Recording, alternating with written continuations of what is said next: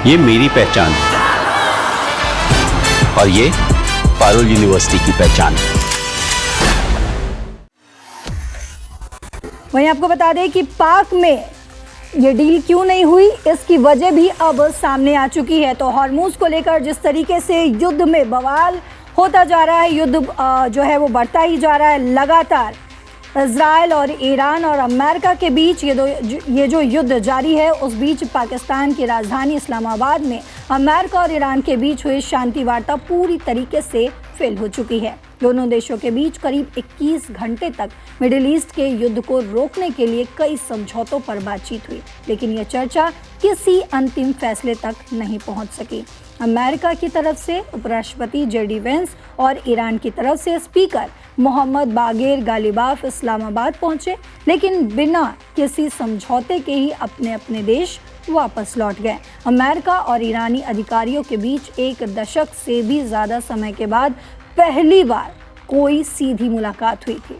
1979 की ईरानी इस्लामी क्रांति के बाद की ये सबसे बड़ी बातचीत थी। अमेरिका और ईरान की बातचीत के केंद्र में स्ट्रेट ऑफ हॉर्मूज रहा, जो कि वैश्विक ऊर्जा आपूर्ति के लिए सबसे मुख्य जलमार्ग में से एक है। इसी के साथ आपको जानकारी दे दें कि अमेरिका ये भी चाहता है कि ईरान अपना परमाणु कार्यक्रम रद्द कर दे। वहीं रॉयटर्स की रिपोर्ट की माने तो एक पाकिस्तानी सरकारी सूत्र ने बताया है कि बातचीत के बीच इस बात की प्रबल आशा थी कि कोई सफलता ज़रूर मिलेगी और दोनों पक्ष किसी समझौते पर ज़रूर पहुंच जाएंगे। हालांकि कुछ ही समय में हालात बदल गए। इस्लामाबाद में इस बातचीत के बाद भी अमेरिका और ईरान के बीच मतभेद लगातार बने रहे। एक अमेरिकी सूत्र ने कहा है कि ईरानियों ने इस बात को ठीक से नहीं समझा कि अमेरिका का मुख्य उद्देश्य एक ऐसा समझौता करना था जो ये सुनिश्चित करे कि ईरान कभी भी परमाणु हथियार हासिल ना कर सके। लेकिन ईरान को अमेरिका के इरादों पर विश्वास ही नहीं था। इन सभी बातों को लेकर ईरान की सरकार की तरफ से कोई भी टिप्पणी सामने नहीं आई है। इस बातचीत के तुरंत बाद ट्रंप ने हॉर्मूज में नाकेबंदी का ऐलान कर दिया। ट्रंप ने ट्रुथ सोशल पर पोस्ट शेयर करते हुए ये भी दावा किया कि अमेरिका ने ईरान के जहाज तबाह कर दिए हैं। तो ध्यान रहे कि ईरानी विदेश मंत्रालय के प्रवक्ता ने वार्ता के बाद कहा था कि इस्लामाबाद में अमेरिका के साथ हुई बातचीत में कई बिंदुओं पर सहमति बनी है। हालांकि 2-3 अहम बिंदुओं पर मतभेद के कारण अभी तक व्यापक समझौते नहीं हो सके हैं।